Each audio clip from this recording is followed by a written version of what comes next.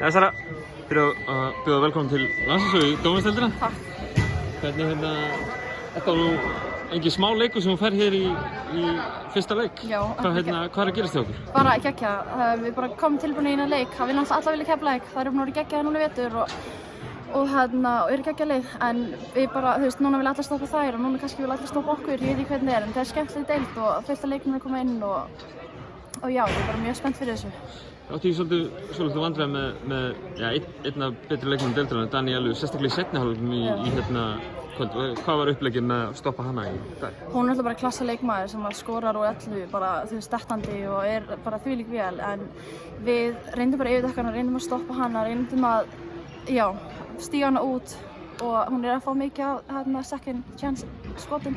Þannig að við vorum bara, stíga hana út og reyndum að stoppa hana bara á hörkunni einhvern veginn. Svona að þér nú þú koma úr bresku úrvalsdeildinni, hingað inn í þetta. Er langt sem þú komst það? Ég kom fyrir 3 dögum. Búin að mörgum æfingum með liðinu? 3 æfingum. Þannig að ég er bara spennt að komast betur inn í körfin og vonandi geti eitthvað styrkt að liða hans. Ekkert erfitt að koma inn í svona leik og á gamla heimavellinum? Nei, mér finnst það bara, ég er svo spennt. Mér finnst það ógeðslega gott að koma heim. Ég er búin að vera í einhverju einangrun í Englandi núna í einhverju mánuði. Þannig að, þú veist, ég var í sund í gær og þetta er bara, lífið er gott sko. Þannig að ég er mjög ánægður hérna. Þú fáið núna viku fram að næsta leik. Það hlýtur nú að svona tryggja kærkomu fyrir sérstaklega þig sem svona nýjan leikmann í sterku liði Hauka. Já, ég er bara spennt að komast inn í allt og læra hvað þær eru að gera og reyna að vera einhvern veginn partur af þessu liði. Hefur trú að Haukar geti tekið þetta allt? Já. Það ekki? Sjálfsögðu. Frábært, takk. Takk.